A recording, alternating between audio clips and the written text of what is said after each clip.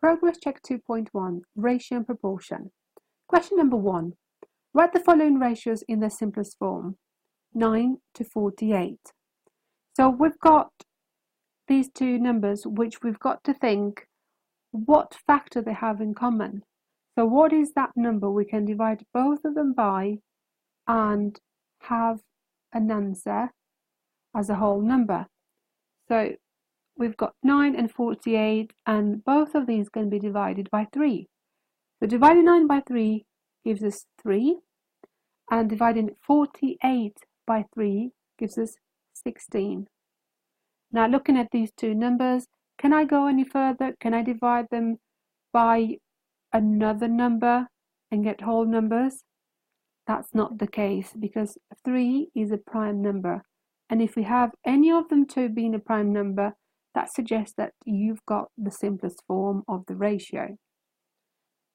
Number 2, we've got the ratio of girls to boys in a class is 5 to 5.5. So girls first and then boys, so that suggests that 5 represents the girls and 5.5 the boys. So the question is, what fraction of the class are girls?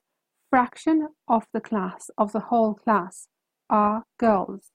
So the girls are 5 out of the whole class has 5 and 5.5. So the girls and the boys, which gives us 10.5. Now we know that in a fraction we can't write decimals.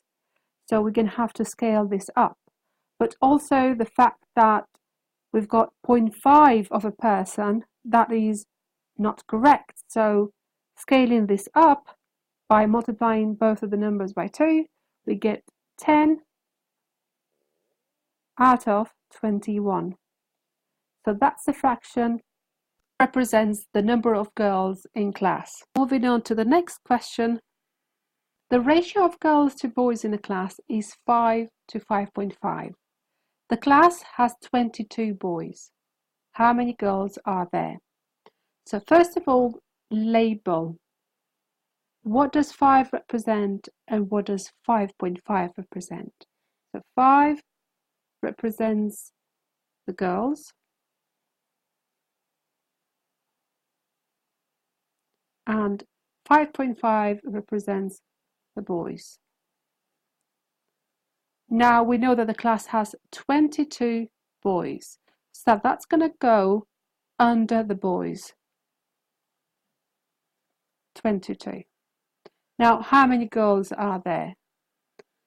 To get from 5.5 to 22, what we do is we multiply the number by 4. So 4 lots of 5.5 give us 22. So that's what we need to do to 5 in order to keep the ratio the same. So 5 times 4 gives us 20. So the number of girls is 20. In the next question we have, here are the ingredients needed to make 8 pancakes. James makes 32 pancakes. So keywords to underline are 8 pancakes and 32 pancakes. So we have the ingredients: 250 milliliters of milk, 1 egg, 140 grams of flour, 5 grams of butter to make 8 pancakes.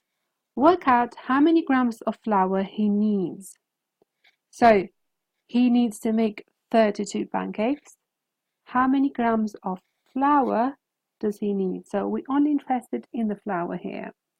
Now, to make 16 pancakes, for example, we know that he would need 280 grams of flour.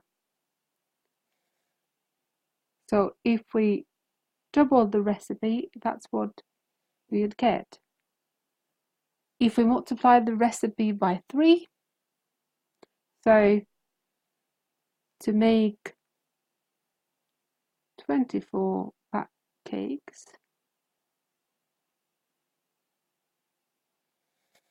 he's going to need 3 lots of 140. So that makes 420 grams of flour. And to make 32 pancakes, that means he's going to need 140 grams more of this. So that makes it 560 grams. The other way to do it would have been, we have pancakes and we have flour. So to make 8 pancakes, we need 140 grams of flour. Now to make 32 pancakes, how many grams of flour do we need? To get from 80 to 32, we multiply it by 4. So we'll do the same thing to get the right weight of the flour, so times 4.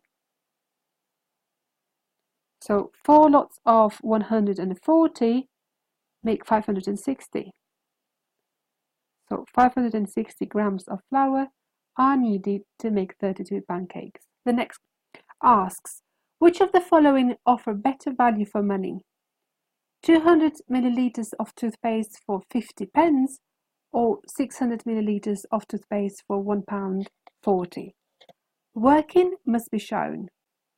There are different ways you could solve this in.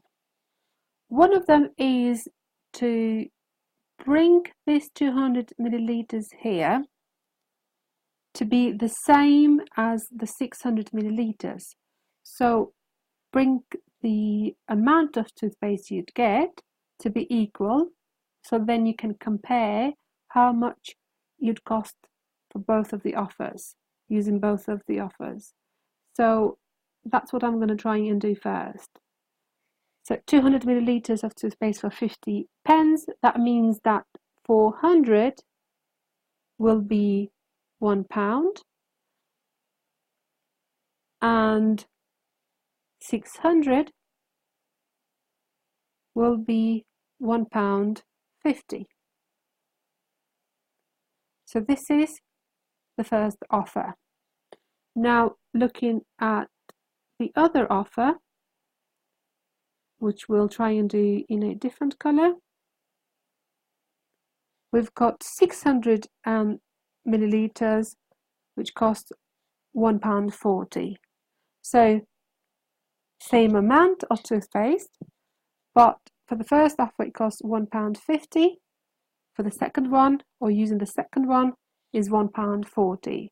So I can see now that the better value for money offer is the second one. So that is 600 ml for £1.40. And the other way to solve this, and there are many ways, is to actually see how much you'd get per pound. So I want my answer to be milliliters per pound. So this tells me what I need to do. If I look at this first thing I need to input, that's milliliters. So that is 200 milliliters. And this line means division. So divided by, and what is the cost in pounds for the 200 milliliters using the first offer? That is 0.5, which gives us 400 milliliters per pound. I'll repeat the process for the other offer. So we have 600 milliliters. That costs £1.40. So we'll do 1.4. So 600 divided by 1.4 gives us about 429 milliliters per pound. So you'd want the offer that gives you more for the same amount. And that offer is the second one again. The sixth question is asking, the price of 42 chocolates is £8.40. Work out the cost of 6 chocolates. So the ratio of chocolates to cost is this. So 42 to £8.40. So this is chocolates and this is cost. So if we want to work out the cost of only 6 chocolates,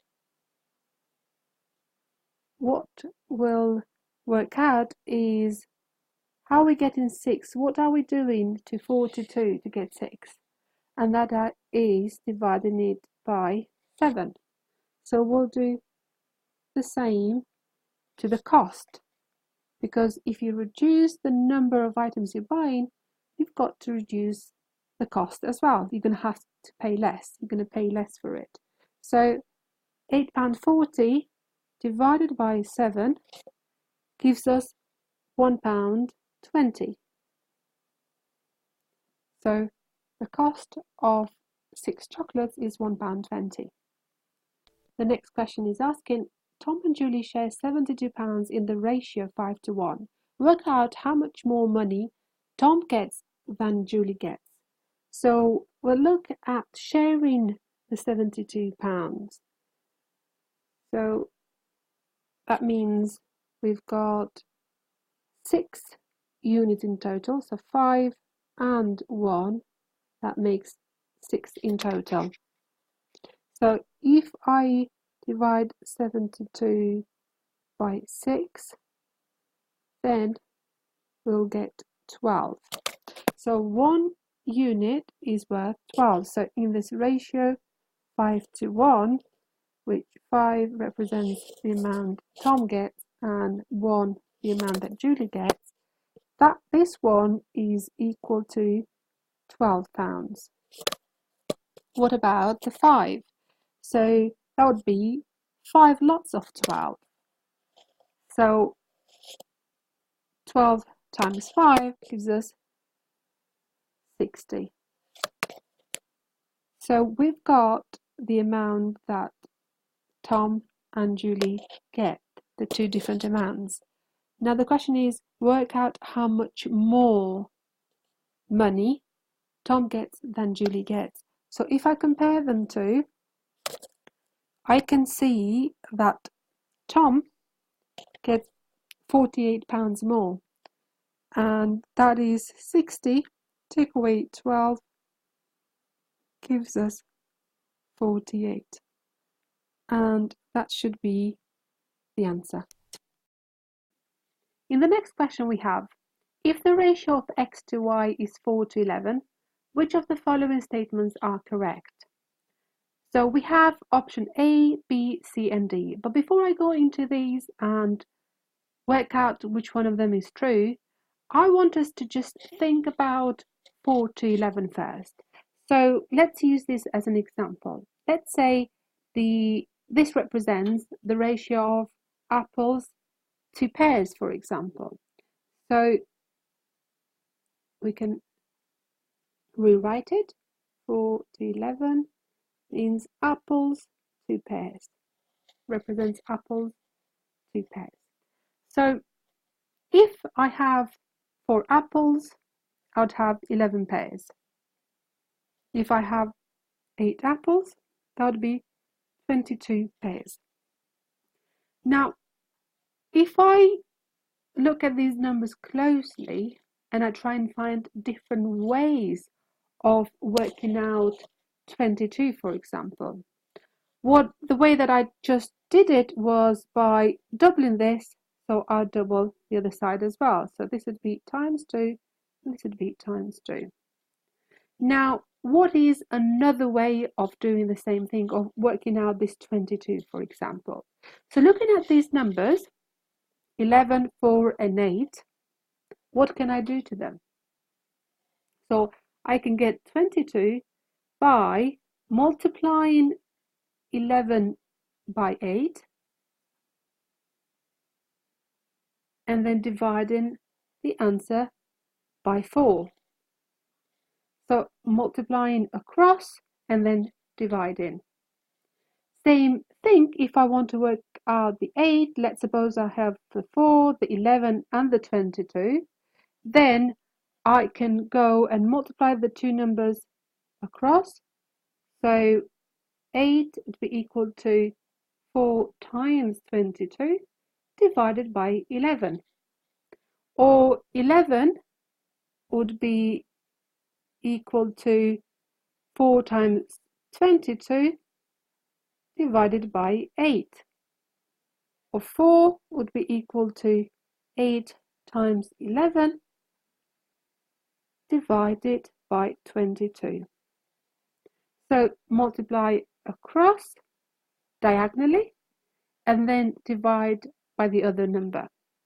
So in this case now, where we've got 4 to 11 being equal to x to y, right? So we don't know whether we've scaled up or down, and we don't know these two numbers after they've been scaled up or down.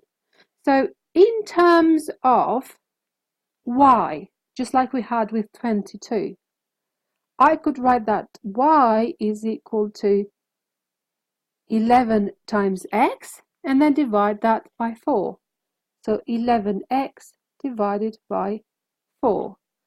Or for x, I can write x is equal to 4 lots of y divided by 11. So multiply diagonally and then divide by the remaining number. So let's see whether this statement and this statement will appear in the options above. So we've got y being option A. Y is 11 over 15 of x, and that is not the case for y, so A is not true. Looking at B, which says x is 4/11 of y, which is true, because x equals 4y over 11 is the same as x is equal to 4/11 of y, or times y. So it means the same thing. So B is the correct option. Having a look at C, we've got x is 11/4 or 11/4 of y, and that is not the case because it's 4/11. And D is 4 over 15 or 4/15 of y, which is not true either. So the correct option is B. In the next question we have, a marathon runner runs at 5.6 miles per hour for 3.5 hours. So it is 5.6 miles per hour for 3.5 hours. How many miles has he run altogether? So for 1 hour, 1 full hour, he's run 5.6 miles. And then comes the second hour, which is again 5.6 miles. And the third hour, 5.6 miles, and half an hour, which is 2.8 miles. So altogether, in 3.5 hours, he's run 5.6 and 5.6 and 5.6 and 2.8. So adding the units together, 3 lots of 6 makes 18, and the 8, that makes 26. So 2 carried over, 3 lots of 5, 15, 17, 19. So that is 19.6 miles. Short way to do this would have been to multiply 5.6 by 3.5, or 3.5, which would give us the same answer, 19.6. In this question, we've got Sarah travelled 20 kilometres from home to a friend's house. She stayed at a friend's house for some time before returning home. Here is the travel graph for part of Sarah's journey. So on the x-axis, we've got the time, which is 10 o'clock, 10:20, 10:40, 11, 11:20, 11:40 and 12.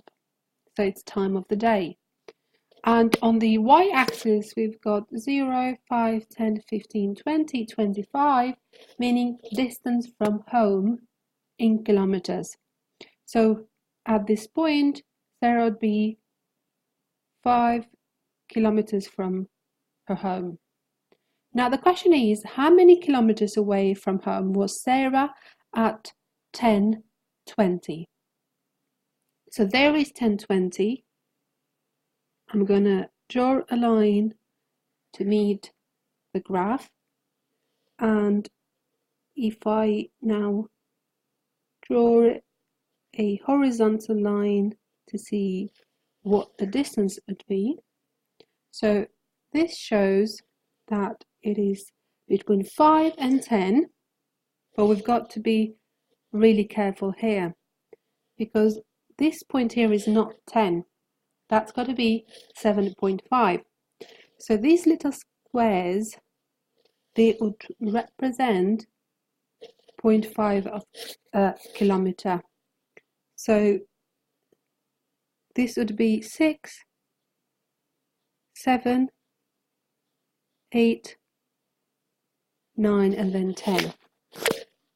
So this line stands between 6 and 7.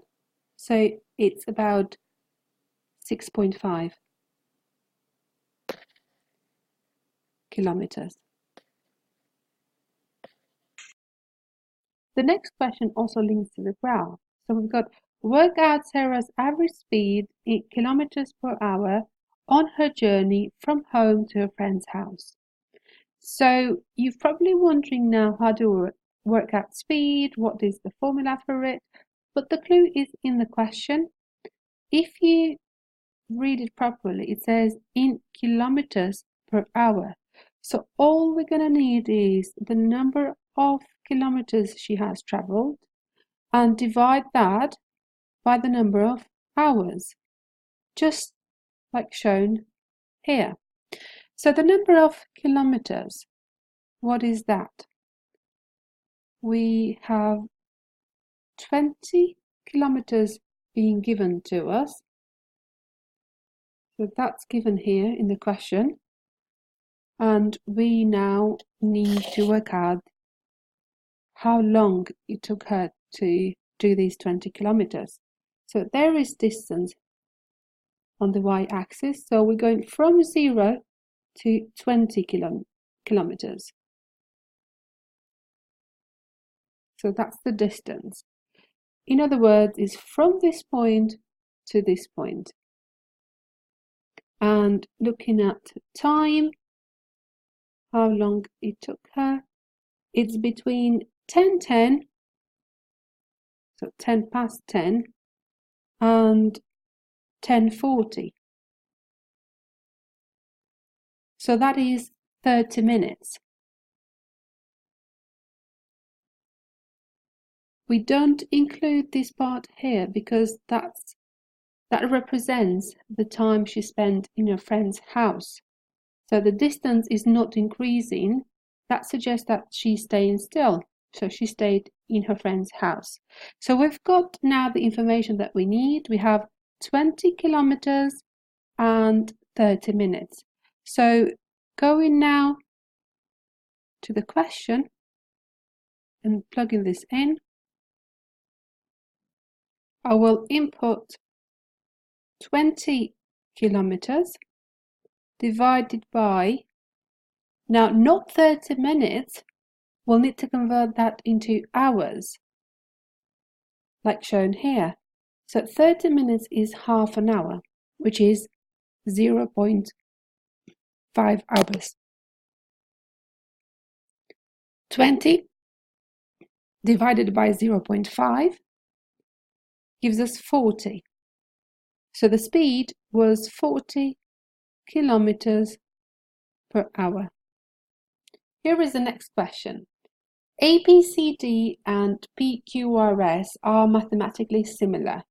Find the length of AD. So being mathematically similar, it means that the lengths of these two shapes will be in proportion. So looking at the ones that we have information for, such as BC and QR, I've got 10 centimeters and 25 centimeters. So to get from 10 to 25, we multiply by 2.5. So that means that we'll do the same with the rest of the lengths. So we've got 6 here, which means that this length here, which is in the same position within the shape, will be 2.5 times bigger than that. So we'll need to multiply it by 2.5, which is 6 and 6 and 3. So 12 and 3 equals 15. Now, looking at AD, we're gonna have to reverse the process because we're going in the other direction. So that means that this number here multiplied by 2.5 will give us 12. But since we don't know that number, we're going to have to divide by 2.5. So dividing 12 by 2.5, which is 4.8. This question is asking, in a box of chocolates, the ratio of plain chocolates to milk chocolates is 2 to 9. So the first thing to do would be to label this. So 2 represents the number of plain chocolates and 9 represents the milk chocolates. So it might not be the exact number of them, but the ratio. This is the ratio of plain chocolates to milk chocolates. What fraction of the chocolates are plain ones? So when it says a fraction of the chocolates, means of all the chocolates. Which ones are plain? So plain is 2 out of 2 and 9 makes 11. So 2 11s are plain chocolates. 2 11s of all the chocolates are plain. Pounds can be converted to kilograms using the ratio 11 to 5. So we've got pounds and kilograms, because pounds is given first and then kilograms is given after that. Convert 48 pounds to kilograms. Give your answer to the nearest kilogram. So I'll put pounds under the pounds, so 48 pounds. How many kilograms is that equal to? So we'll look at how many 11s fit into 48. So 48 divided by 11, let 4 of them fit in there, which is 44, and we have 4 left.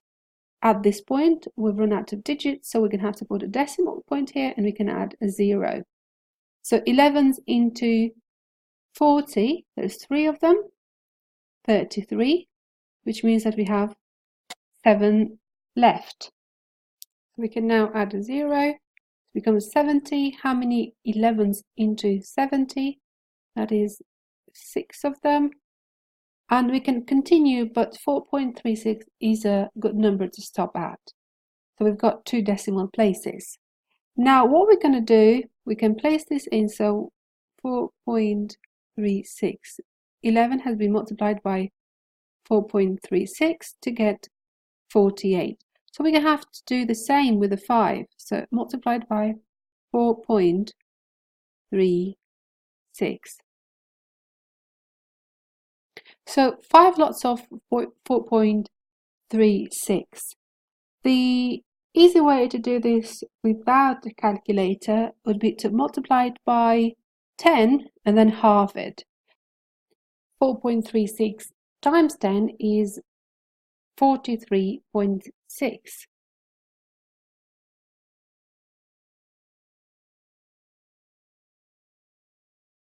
So halving it now, we'd get half of 40 is 20, so I'll put 2 down. Half of 3 is 1.5, but I'll put the 1 in here and transfer 1 over to the 6. So half of 16 is 8. So 21.8 is half of 43.6. So this is the same as multiplying 5 by 4.36. And you could have gone through any other method to work it out as well. So now we've got to write the answer to the nearest kilogram. And that means getting rid of the decimal places. So 21.8 will be rounded to 22 kilograms. We have a model of a plane is made using a scale of 1 to 7. If the real length of the plane is 42 meters, what is the length of the model? So we've got 1 to 7. 1 is the model and 1 is the real plane. Now, if the real length of the plane is 42 meters. Now, one thing is that when you haven't got any units being given to you in the ratio or scale, it means that whatever unit you put in, that's what you're going to get out as well. So I haven't got any unit in 1 to 7, but I've been given a unit in 42. So that means the answer that I'm going to get here will be in meters as well. So looking at this, how many 7s fit into 42? And that is 6 of them. So 7 times 6 gives us 42. So 1 times 6 will give us 6 meters, which is the length of the model. Although it looks big, that is what the question is asking us, and they're going to be big models of planes. So write it as 6 meters. Whatever unit you have to begin with, when you have no units in the ratio, that's what you need to get out. And we've got write the missing value in this equivalent ratio. So we've got 4 to 7 is equal to a number to 63. So to get from 7 to 63, we multiplied by 9. So we'll need to do the same thing to 4. So 4 times 9 will give us the answer, which is 36.